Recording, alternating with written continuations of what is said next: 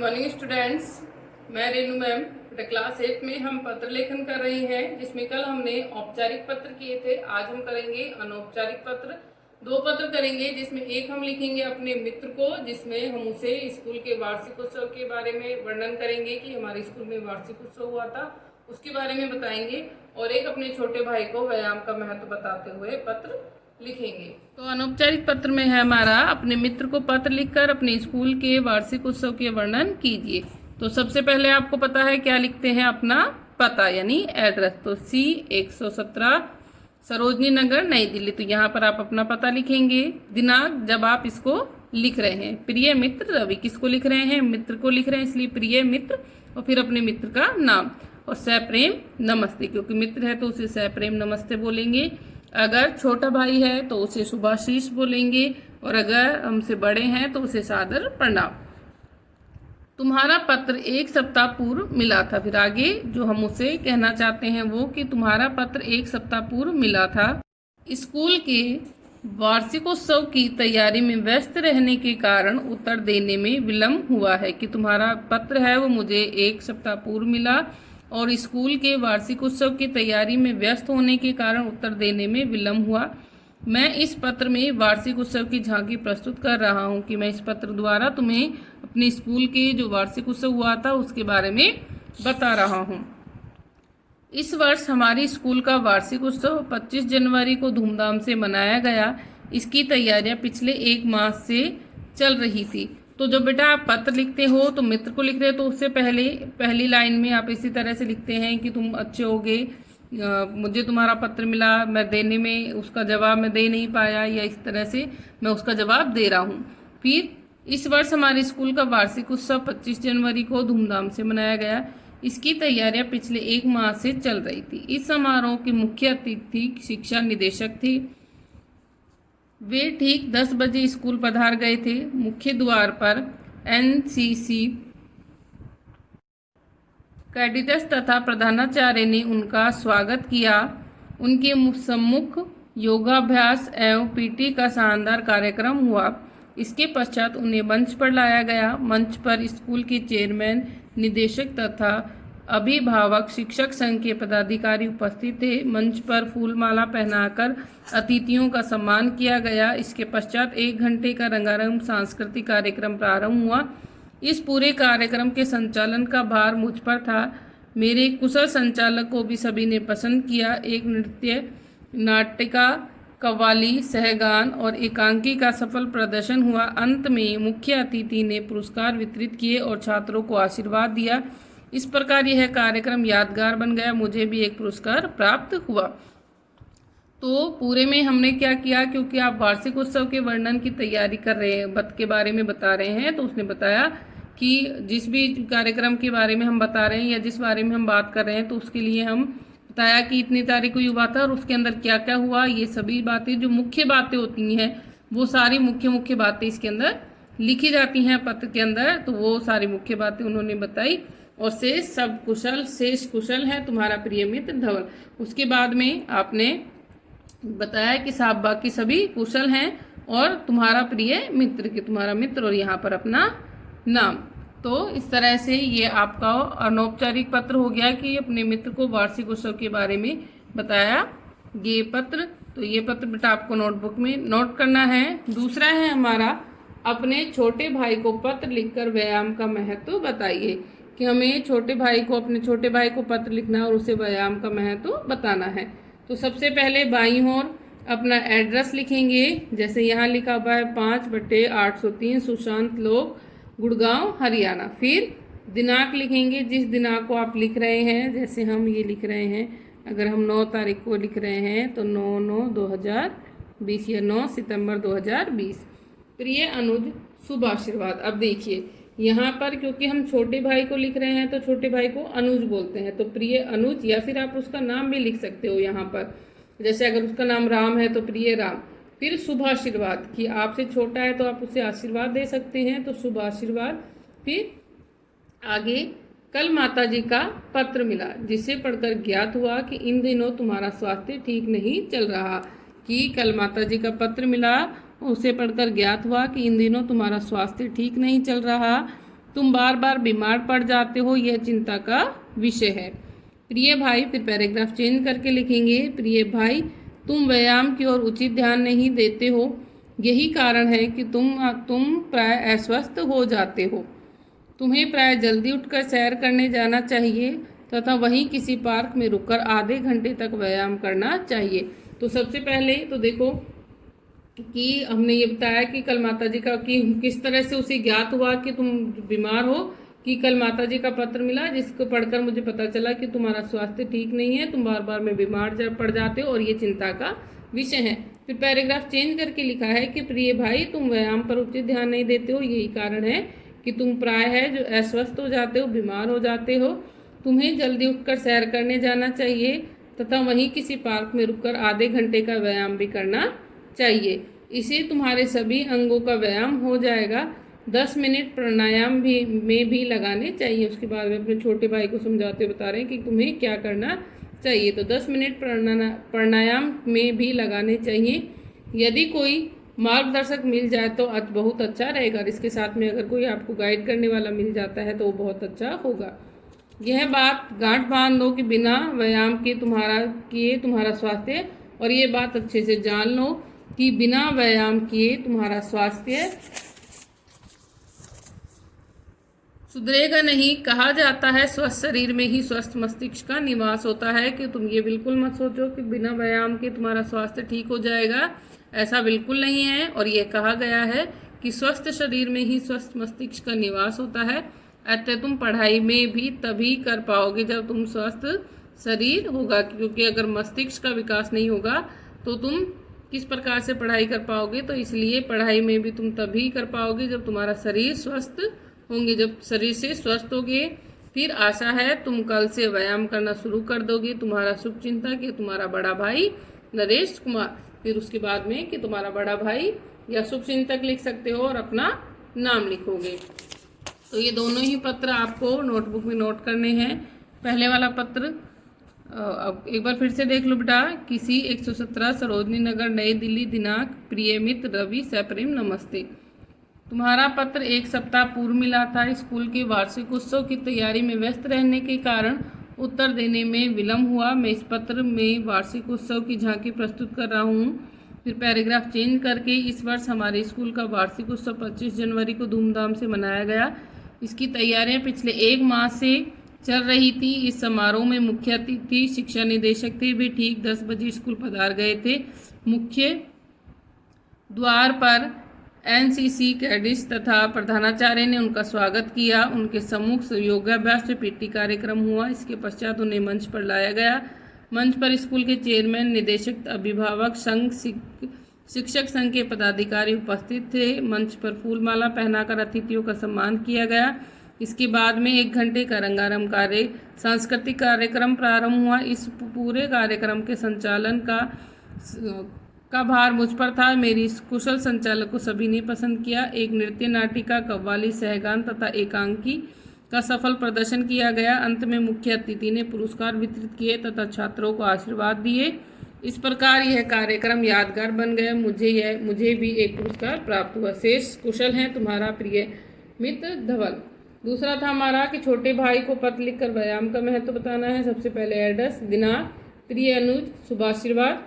कल माताजी का पत्र मिला। मुझे पढ़कर ज्ञात हुआ कि इन दिनों तुम्हारा स्वास्थ्य ठीक नहीं चल रहा है, तुम बार बार बीमार पड़ जाते हो, यह चिंता का विषय है।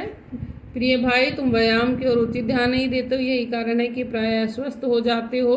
तुम्हें प्रातः जल्दी उठकर सैर करने जाना चाहिए। किसी पार्क में रुककर आधे घंटे व्यायाम करना चाहिए। इससे तुम्हारे सभी अंगों का व्यायाम हो जाएगा। 10 मिनट के लिए प्राणायाम में भी लगाने चाहिए, और अगर कोई मार्गदर्शक मिल जाता है तो बहुत अच्छा होगा। और यह बात गांठ बांध लो कि बिना व्यायाम के तुम स्वस्थ नहीं हो सकते। कहा भी गया है स्वस्थ शरीर में ही स्वस्थ मस्तिष्क का निवास होता है। अतः पढ़ाई तुम तभी कर पाओगे जब तुम शरीर से स्वस्थ होगे। आशा है कि तुम कल से व्यायाम करना शुरू कर दोगे। तुम्हारा शुभचिंतक नरेश कुमार। तो आपने ये दोनों ही पत्र हैं वो नोटबुक में अपनी में नोट करने हैं। राइटिंग सुंदर हो। Thank you.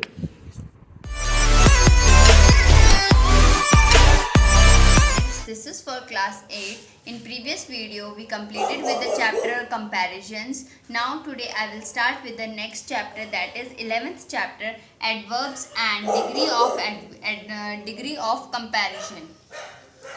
एडवर्ब्स और डिग्री ऑफ कंपैरिजन के बारे में बात करेंगे आज हम. Now let's start with the topic. First of all I will tell you the define of adverbs. What do you mean by adverbs? Adverbs is a word that adds something more to the meaning of the verb,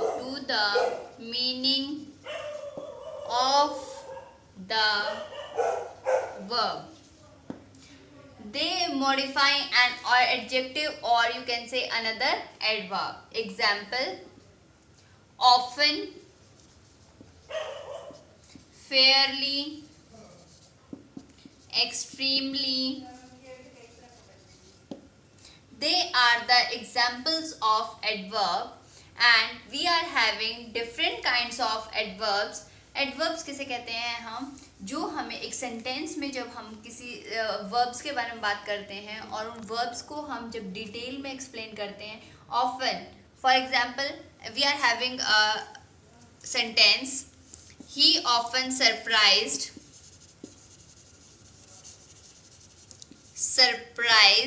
everyone. In this sentence, surprised is the verb. Okay, and we are talking about often, यानी कि ज़्यादा detail में बता रहे हैं, तो this is called adverb. Now I will explain you the kinds of adverbs. Now, kinds of adverbs. First is kinds of adverbs. First is adverb of time.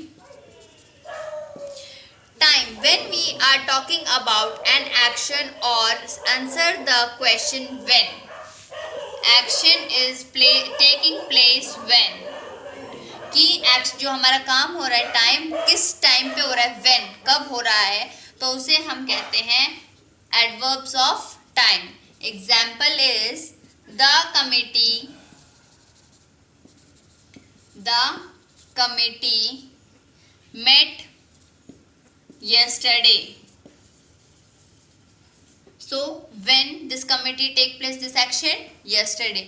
Yesterday यानी कि कल हुआ था, तो ये एक्शन कब हुआ था? कल. तो इस एक्शन को हम क्या कह देंगे?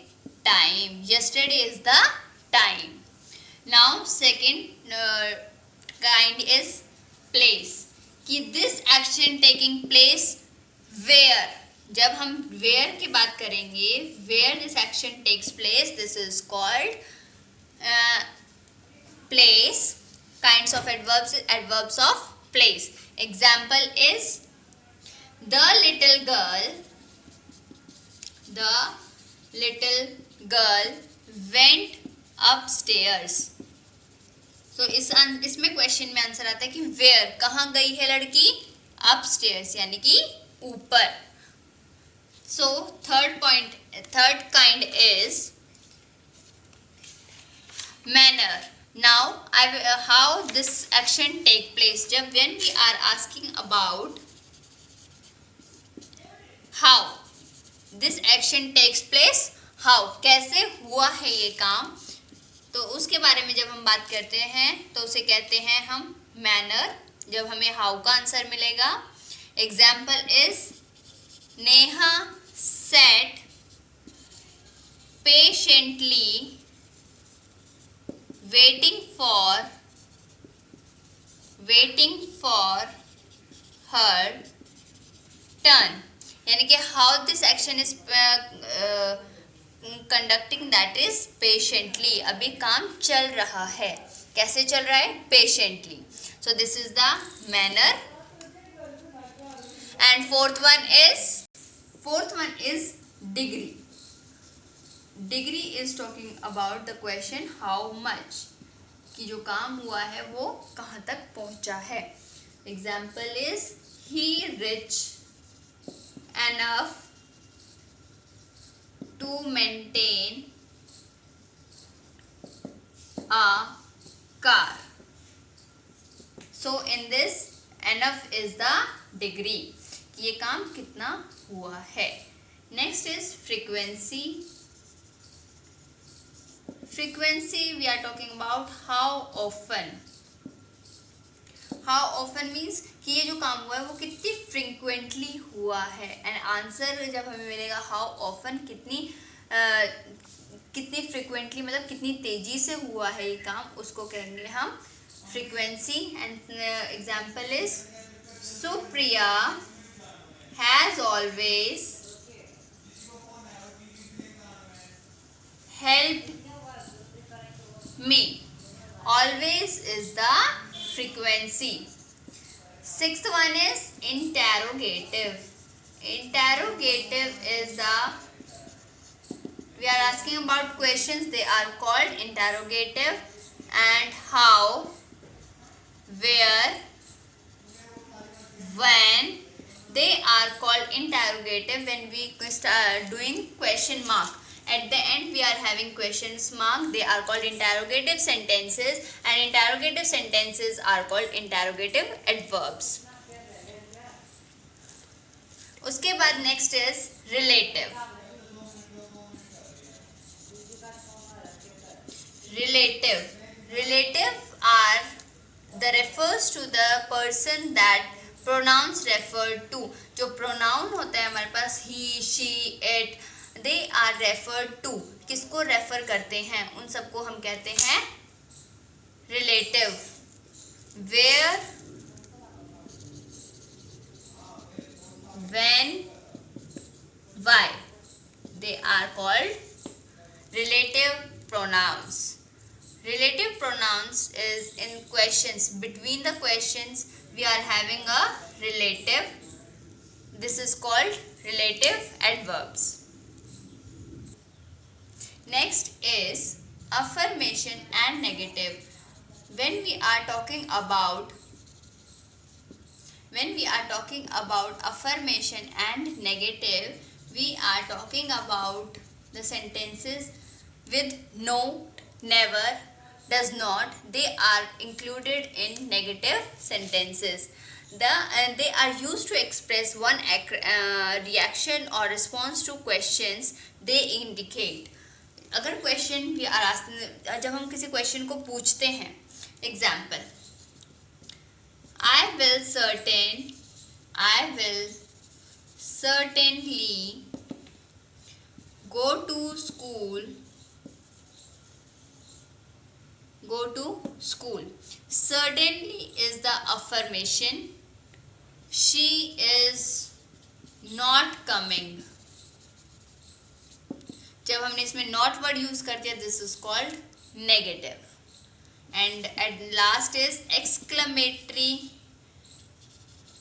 kind of adverb is left. Exclamatory sentences we are end with the exclamation sign. They are called exclamatory sentences, and exclamatory sentences can be start with the helping verbs and with the question WH family. For an example, what a nice friend.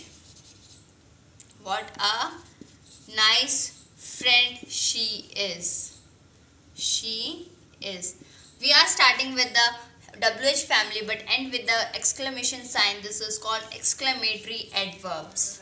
Okay students, today we completed with the kinds of adverbs in this chapter. I hope you understand this and read these rules and regulations on the page number 120. Thank you everyone.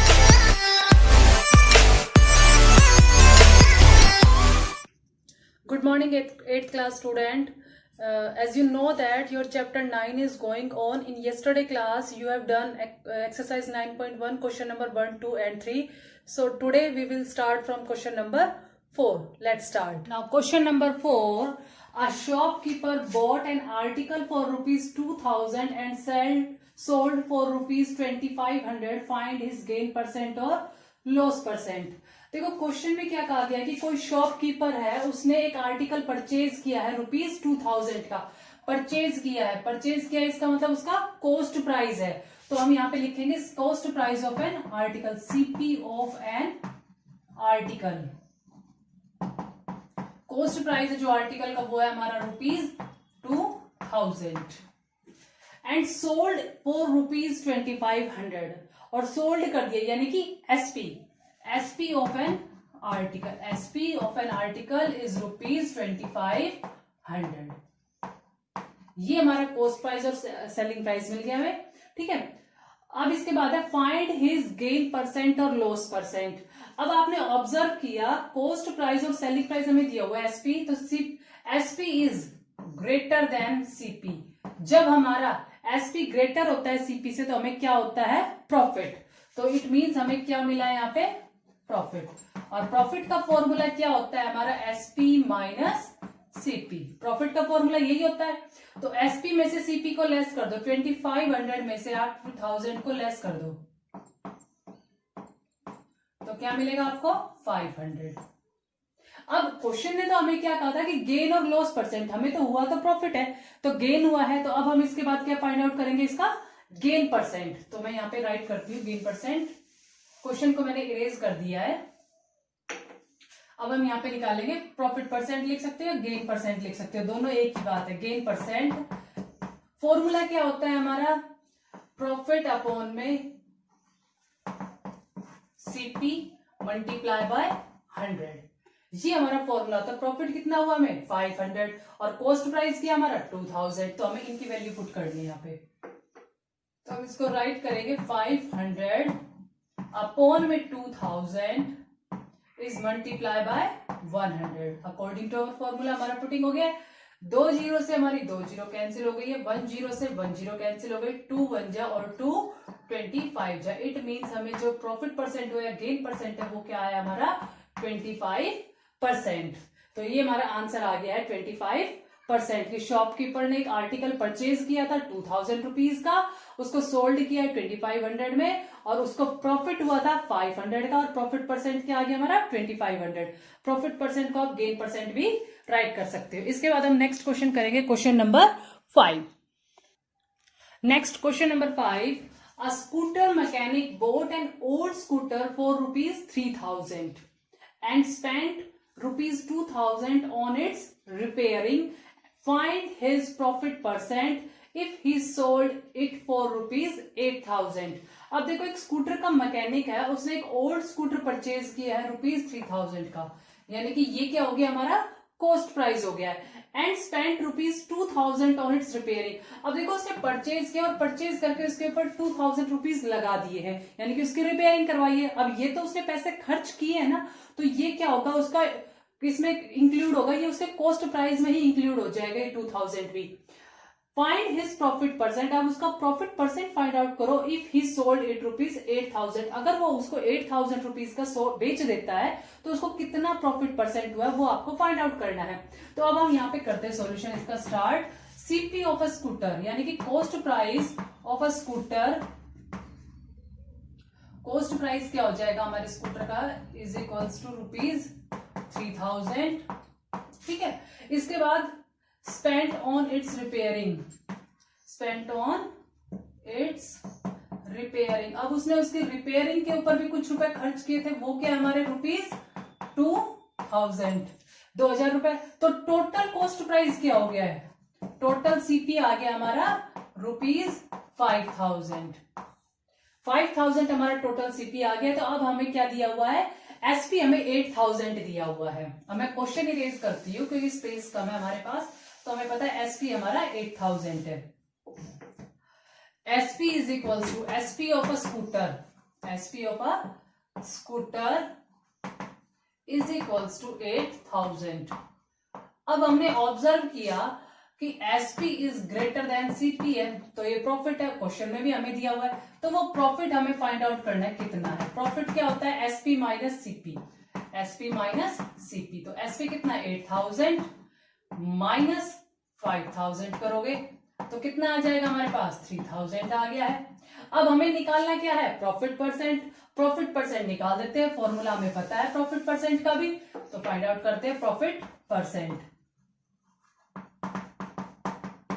Profit upon में CP multiply by 100, ये हमारा formula होता है। इस फॉर्मूले में हम putting कर देते हैं।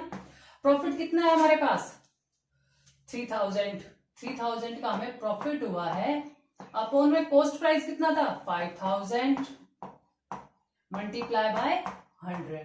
अब हम इसको सॉल्व कर देते हैं, तो अब हम इसको काट देते हैं, तो हमारी 2 जीरो से 3 जीरो से हमारी 3 जीरो डायरेक्ट कट गई, 5 बन जा और 5 20 जा, और 3 मल्टीप्लाई बाय 20 60। तो प्रॉफिट परसेंट कितना आ गया हमारा 60%। तो अब इसमें प्रॉफिट परसेंट क्या आया हमारा 60%। जो स्कूटर मैकेनिक है उसने स्कूटर खरीदा था 3000 का और उसकी रिपेयरिंग पे 2000 रुपीज और लगाए थे, तो टोटल सीपी हमारा 5000 हो गया था। एसपी हमें 8000 गिवन है, तो प्रॉफिट आ गया हमारे पास 3000। हमें प्रॉफिट परसेंट फाइंड आउट करना था। प्रॉफिट परसेंट का formula profit upon CP multiply by 100। हमने वैल्यूज को पुट किया और हमें प्रॉफिट परसेंट मिला है 60%। Now question number 6। So question number 6, Manish bought 40 kilogram tea leaf at rupees 150 per kilogram।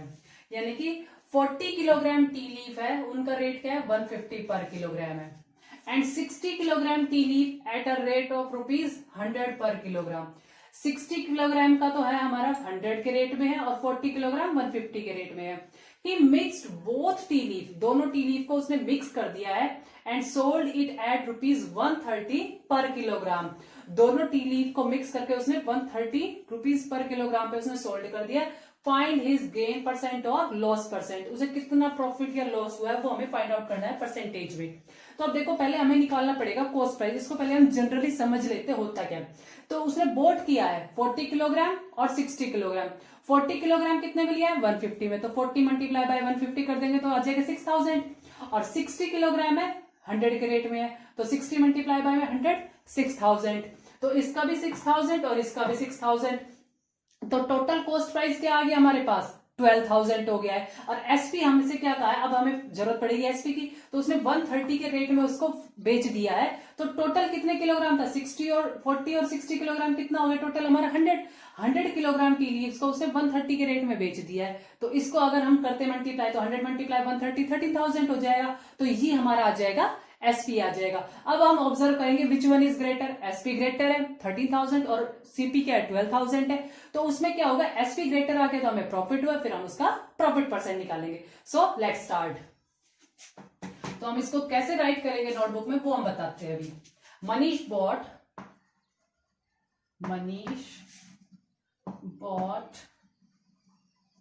Tea leaves,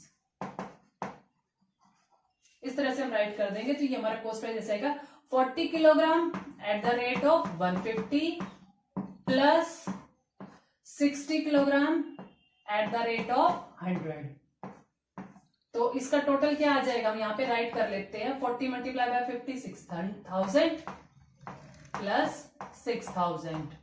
it means cost price of T leave क्या आ गया हमारे पास 12000। ये हमारा 12000 हमारा कॉस्ट प्राइस आ गया है, रुपीज 12000 आ गया है। इसके बाद हमें दिया हुआ एसपी, एसपी हमें निकालना है। एसपी के लिए देखो उसने 130 तो हमें रेट दिया हुआ है। Tea leaves, total tea leaves कितनी है 40 किलोग्राम और 60 किलोग्राम, 40 प्लस 60 कितना हो गया हमारे पास 100। सो 100 मल्टीप्लाई बाय में रेट क्या है उसका 130, तो 130 से मल्टीप्लाई करवा देते हो, क्या आ गया हमारे पास 13000।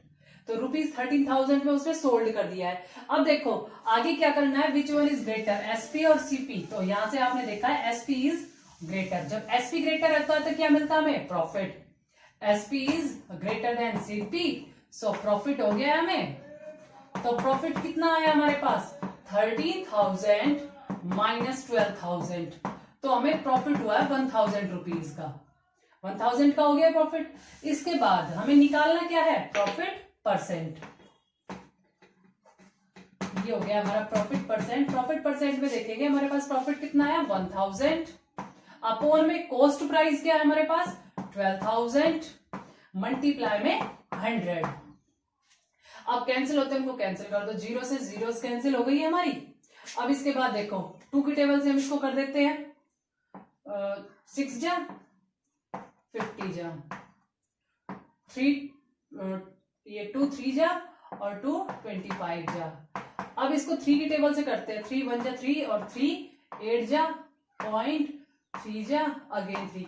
आंसर आ जाएगा 8.33%। तो प्रॉफिट कितना हो गया? 8.33% हमें प्रॉफिट मिल गया है। तो ये हमारा क्वेश्चन नंबर 6 कंप्लीट हो गया। आई होप आपको अच्छे से समझ आ गया। मैंने स्टेप बाय स्टेप आपको समझा दिया है। नेक्स्ट वीडियो में हम क्वेश्चन नंबर 7 से स्टार्ट करेंगे। Thank you.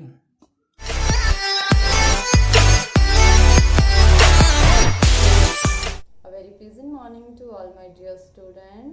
This is Vinita ma'am, your science teacher, welcoming you to our YouTube channel of online classes. Student, as you know that we are continuing our SolidWorks program for the class 8. This is for the subject science, and in our previous video we have already done its few content of the chapter 7. So we are going to continue it. Let's do it. Student, today's content is the species in danger of extinction. वो species जो खतरे में हैं, जो मतलब extinct होती जा रही हैं, खत्म होती जा रही हैं. Extinction refers to the disappearance of the species. Species once lost can be retrieved. In simple words, the species of plant and animals which have already been lost are called extinct species. For example, the entire population of dodo, that is Didus inaptus, a unique bird of Mauritius, was killed by natives for food in 17th century, and the bird became extinct. Student, there is a story, you can say that, given for the dodo bird, that first of all, what is the extinction? Extinction, student, वो term है, वो thing है जो कि किससे refer करता है, means किसको दर्शाता है, बताते हैं। डिसअपियरेंस, जो प्रजातियाँ एनिमल्स की हों या वेदर स्पीसीज की, प्लांट्स की हों, that are going to be disappearance, means खत्म होती जा रही है, are not able, we can't see them in our future, और एट प्रेजेंट भी हम उन्हें नहीं देख रहे हैं। तो सिंपली उसके बारे में बताया जा रहा है एक्सटिंक्शन में। इसमें क्या होता है कि वो स्पीसीज जो खत्म हो गई है, जिनको हम दोबारा रिट्रीव नहीं कर सकते, बैक नहीं ला सकते किसी भी तरीके से। आप एनी कुछ भी मतलब हार्ड वर्क कर लो या anything whatever you want to do, but आप उसको बैक नहीं ला सकते, उसको मतलब वापस से नहीं ला सकते, रिट्रीव नहीं कर सकते। इन सिंपल वर्ड अगर हम बात करें तो प्लांट एंड एनिमल्स जो ऑलरेडी एक्सटिंक्ट हो चुके हैं, खत्म हो चुके हैं, खो चुके हैं, जिनको हम दोबारा नहीं ला सकते, उन्हें हम एक्सटिंक्ट स्पीसीज बोलते हैं। यहाँ पे स्टूडेंट डोडो बर्ड के बारे में बताया गया। ये मॉरिशस का एक यूनिक बर्ड है, कुछ डक की तरह आपको दिखाई देता है। एंड जो वहाँ के नेटिव्स थे, जो वहाँ के निवासी हैं, उन्होंने क्या किया, 17th सेंचुरी के अराउंड में ही उसको अपने फूड के लिए और ख़त्म कर दिया, मीन्स खाने के लिए खाते पीते गए और उसको ख़त्म कर दिया। सो ये बर्ड जो है वो स्टूडेंट एक्सटिंक्ट हो चुकी है। At present you can't see any single species of this bird. The UN International Union for Conservation of Nature and Natural Resources, IUCN, has identified and categorized the species of plant and animals which are under the possible or imminent danger of becoming extinct in the near or distant future into 3 groups. तो IUCN एक group बनाया गया, एक organisation बनाई गई। तो इनको क्या, इनका फंक्शन क्या है student? They are aimed, they are observing, they are doing their best for the identification and categorization. वो फर्स्ट ऑफ ऑल उस स्पीसीज को आइडेंटिफाई करते हैं, पहचान करते हैं कि कौन सी प्रजाति के बर्ड्स एनिमल्स जो हैं वो खत्म हो रहे हैं, डेथ हो रही है उनकी, या किसी भी रीज़न की वजह से उनका नंबर कम हो रहा है, और कैटेगराइज करते हैं उनको, उन प्लांट्स और एनिमल्स को 3 डिफरेंट कैटेगरीज में, जो कि फ्यूचर में भी खत्म हो सकते हैं, एट प्रेजेंट भी खत्म हो रहे हैं, और कभी भी हम उनको देख नहीं सकते। कभी आने वाले दिन में हम उन्हें हमारे जो एंसेस्टर्स, हमारे जो कमिंग जनरेशन है, वो उनको देखने के लिए, मतलब उनके पास कोई स्पीसीज नहीं बचेगी। So they are doing their best for the endangered species, vulnerable species and rare species. 3 categories में define किया गया। The first one here is we are discussing about the endangered species.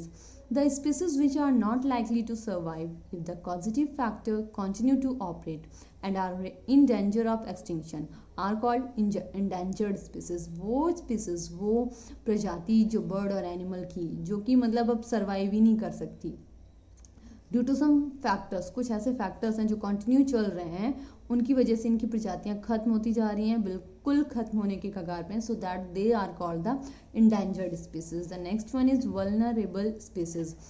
These are the species that are declining, जो खत्म हो रही हैं, ये खत्म हो चुकी हैं, ये खत्म हो रही हैं। ओके, इंडेंजर्ड स्पीसीज खत्म हो चुकी हैं मीन्स एक दो कैटेगरी उनकी बची हुई है, रेयरली कोई स्पीसीज देखने को मिल जाए तो, और ये कंटिन्यू इनका जो नंबर है वो डिक्लाइन हो रहा है, खत्म होते जा रहा है, डे बाय डे आप कह सकते हो या year by year, month by month, तो ये खत्म होती जा रहे हैं। And still have sufficient number of individuals, तो sufficient number of individuals in their natural habitat, मतलब जो उनका प्राकृतिक आवासीय प्रवासी जगह है वहाँ पर वो बहुत ही कम मात्रा में देखने को मिलते हैं।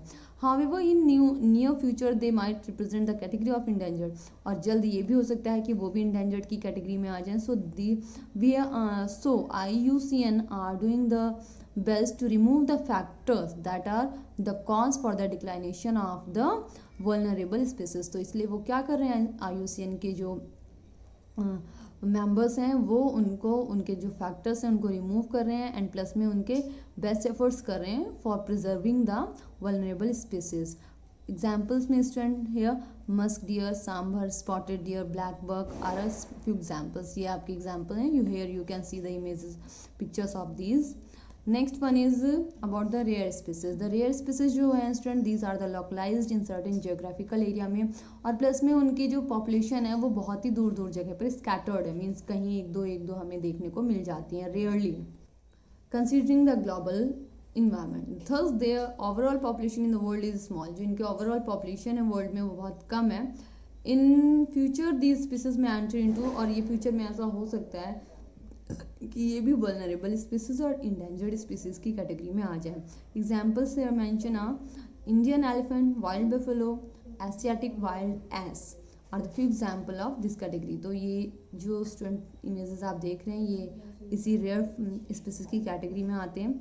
The next one is here it is an extra bit given, the endangered species, vulnerable species and rare species, इन तीनों स्पीसीज को कंबाइन करके एक ग्रुप फॉर्म किया गया, that is the threatened species. Okay, the next one is protected species of Indian wild life. Indian wild life जो है protected species जो है उसकी Musk deer, Bharat swamp dear, ये मतलब थ्रेटेंड एंड प्रोटेक्टेड डिसीज में वो सारी तीनों कैटेगरी आती हैं, rare, vulnerable and endangered. So musk deer, Bharat swamp deer, duck, horn pheasant, monal pheasant, great Indian bustard, Indian gazelle और चिंकारा, पीफॉल, घड़ियाल, marsh crocodile, python, leathery turtle, albino snow leopard. So all these are the examples or category that are contained into the protected and threatened species. So student, we have completed our book content. Now move to the writing work, that is you have to do it in your fair notebook. This is your for today's homework, conservation of plants A and animal से part 4 है आपका। Long question आपको right करना है। Define the paper recycling, how does it help. Paper recycling किस तरीके से होता है और ये किस तरीके से हमारी हेल्प करता है। तो पेपर रिसाइकलिंग जो है स्टूडेंट 5 to 7 टाइम्स पेपर को रिसाइकल करके बनाया जाता है and it is made from the pulp of the trees की जो पल्प होते हैं उनसे बनता है। एंड इसका जो एम है आप कह सकते हो ये हमारी हेल्प किस तरीके से करता है। अगर हम बार बार रिसाइकलिंग करते हैं तो एनर्जी बचती है, वाटर बचता है एंड प्लस में जो मैन्युफैक्चरिंग के लिए जो एनर्जी और वाटर लेबर वगैरह रिक्वायर होता है एंड प्लस में जो हार्मफुल केमिकल्स लगते हैं वो भी रिड्यूस हो जाते हैं। The next is question number 5, IUCN के बारे में आपको मेंशन करना है। दैट IUCN इज़ एक ऐसा ऑर्गेनाइजेशन है, ट्रैक है जो कि कंजर्वेशन के लिए जो स्पीसीज खत्म हो रही है उनके लिए देख रेख करता है एंड प्लस में आइडेंटिफाई करता है, कैटेगराइज करता है। ऑलरेडी मैंने आपको जैसा अभी बताया है एंड अपने बेस्ट एफर्ट्स कर रहा है टू प्रोटेक्ट द एक्सटिंक्ट और इंडेंजर्ड स्पीसीज और प्रोटेक्टेड स्पीसीज को। ये 3 कैटेगरीज को फॉलो करता है, the endangered, vulnerable and rare species. So student, we have to complete our today's content. Let's have again once look for your writing work. This is question number, this was 4th and this is 5th. Okay, you have to write it in your fair notebook. That's all. Goodbye. Morning students, welcome to our YouTube classes. This is for class 8. In previous class we do the exercise of chapter number 2, the expansion of British power in India in history. Today we do the short question answer of this chapter. So let we start our class with first short question. Who set up a permanent police force in India? कि भारत के अंदर permanent police force की स्थापना किसने की? स्थायी रूप से पुलिस की स्थापना किसने की? Answer is Lord Cornwallis, LORD, Lord CORNWALLIS, Lord Cornwallis set up a permanent police force in India.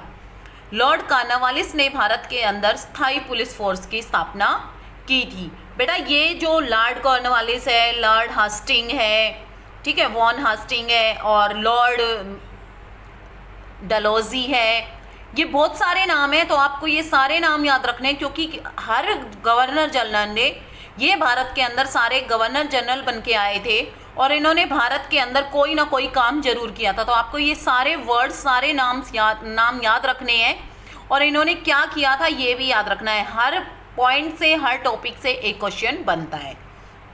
Our next question is for effective administration, प्रभावशाली प्रशासन, how was the British territory in India divided?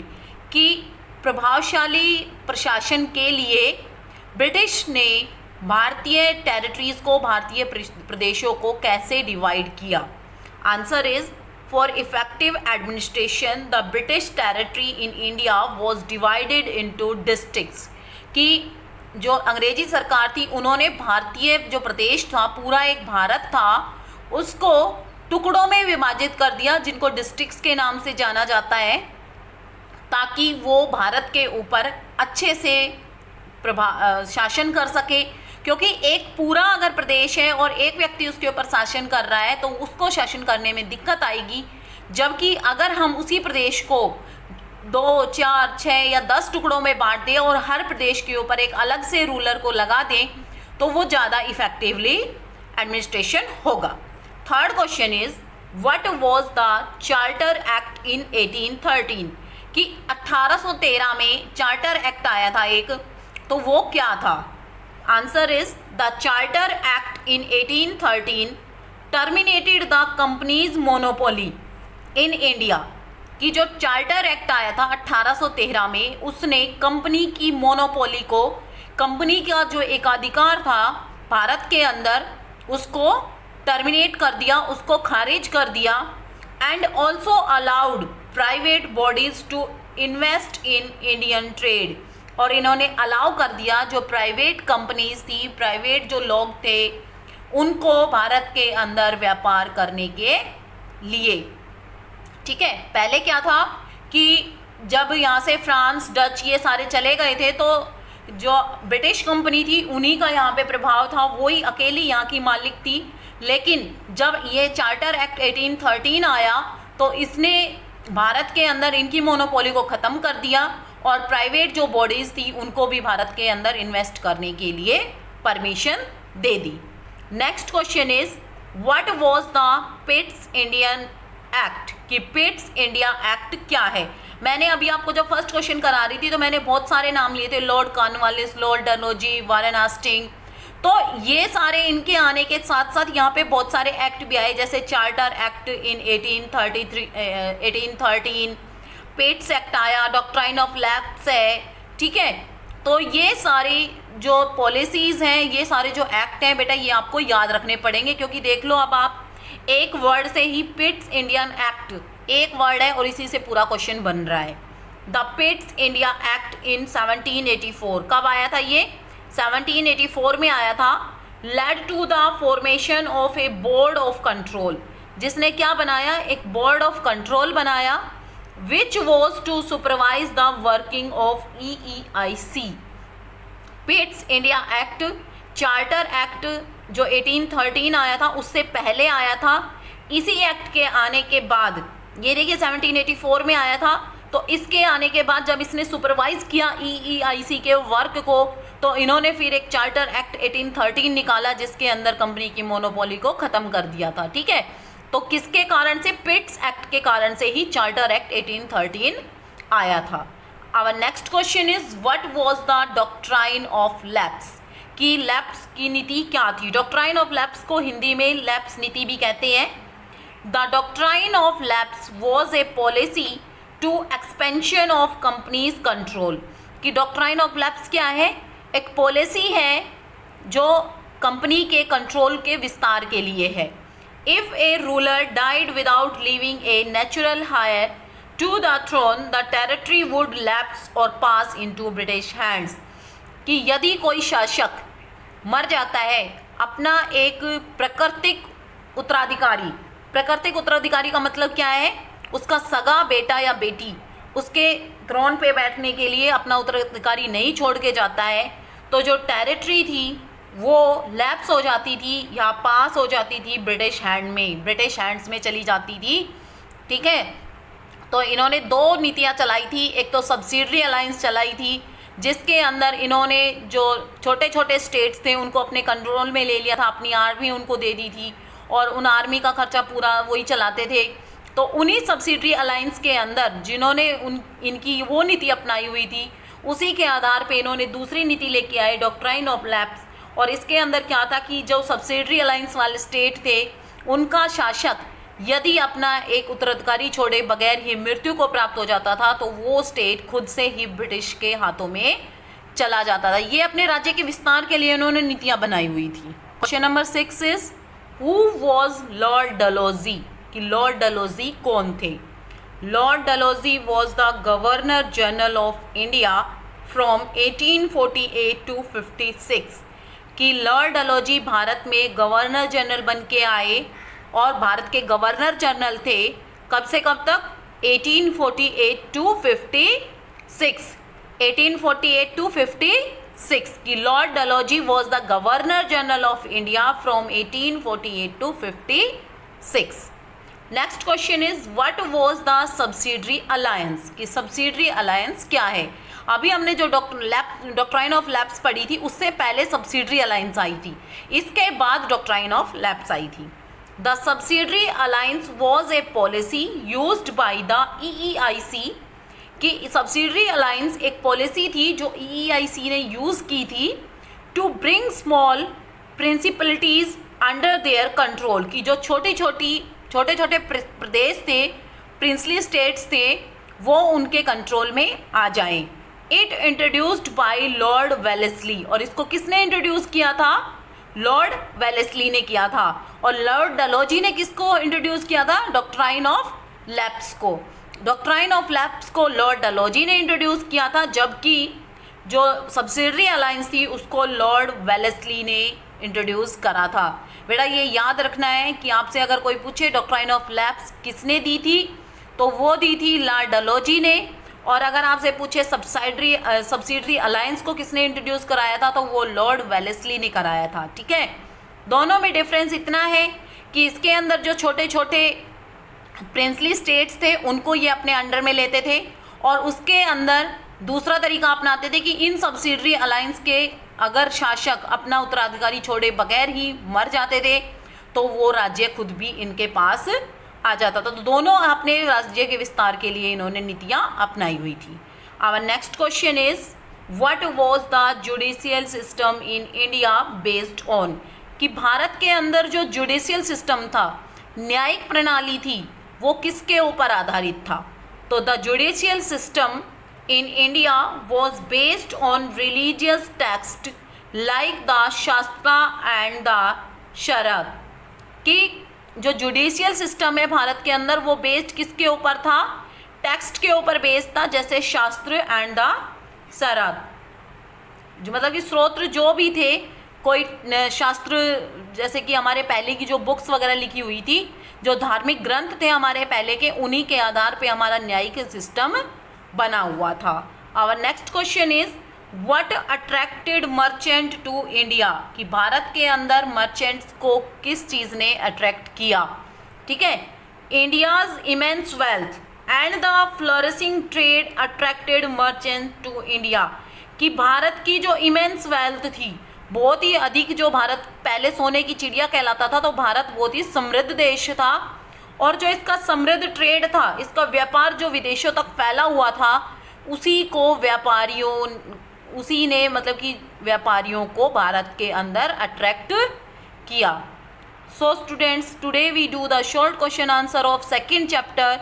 In next class we do the long question answer of our second chapter. Thank you. Have a nice day.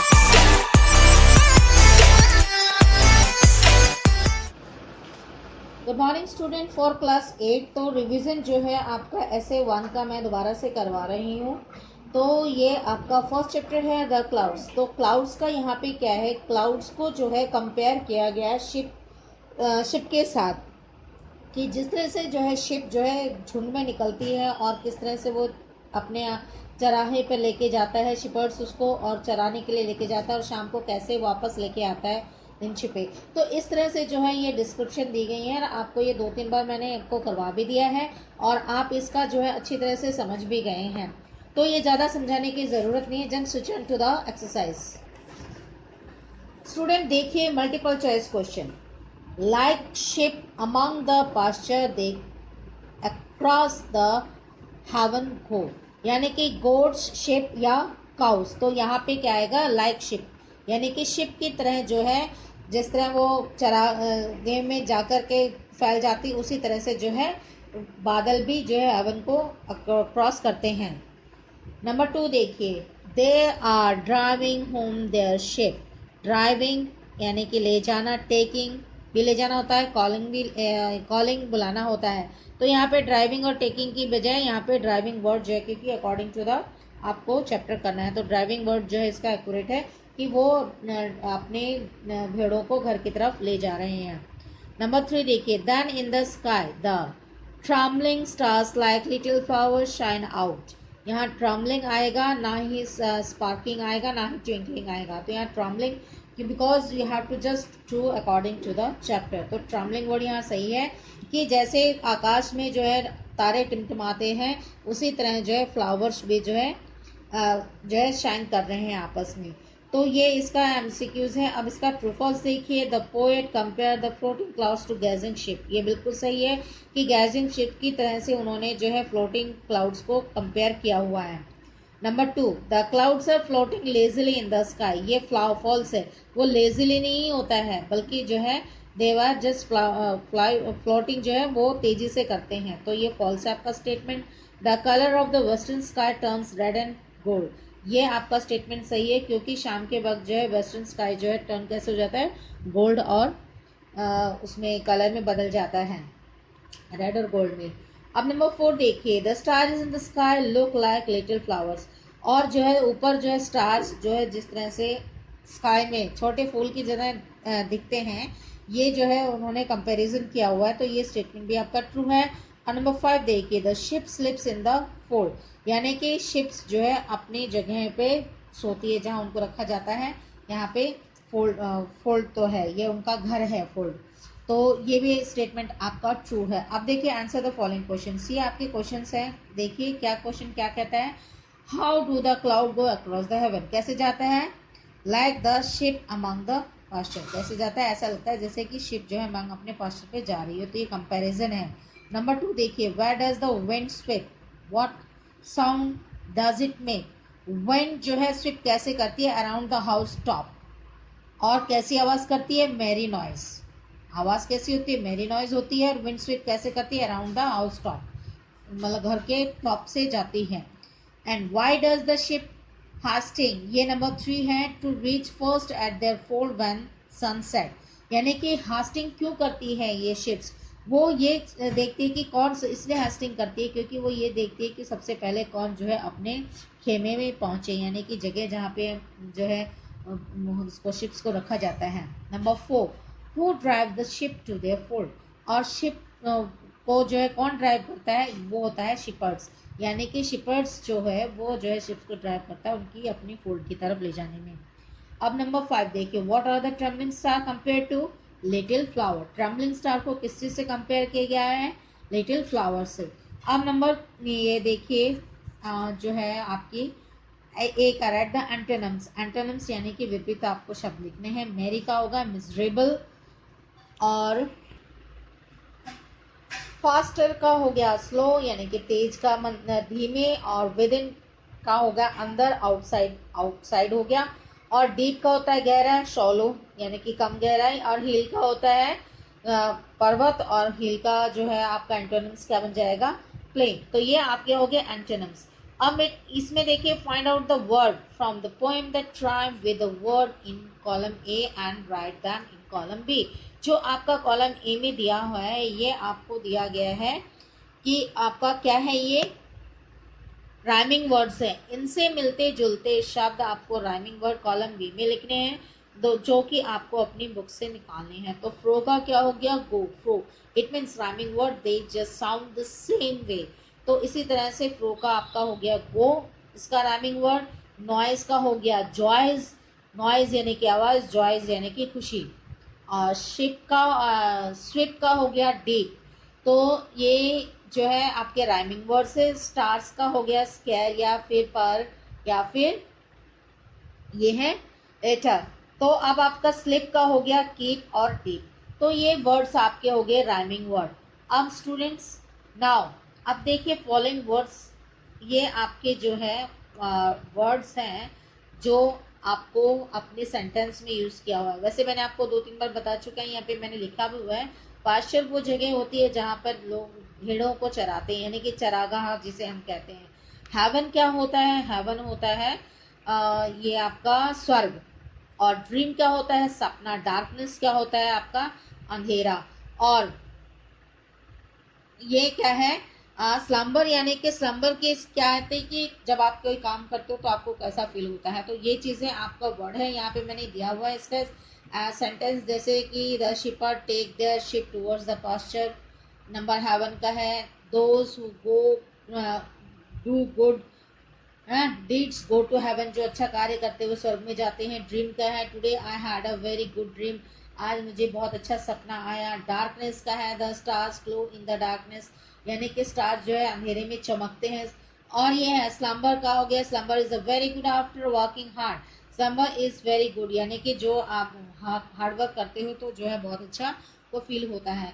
तो ये है आपका जो है first chapter का revision मैंने आपको बताया। In the next video I will just explain you the more thing about the same chapter like MCQs type questions. So student, आज की वीडियो यहीं तक। आपको करना क्या है, same just like the video, share it and subscribe the channel and don't forget to click on the bell icon. Thank you, take care and bye.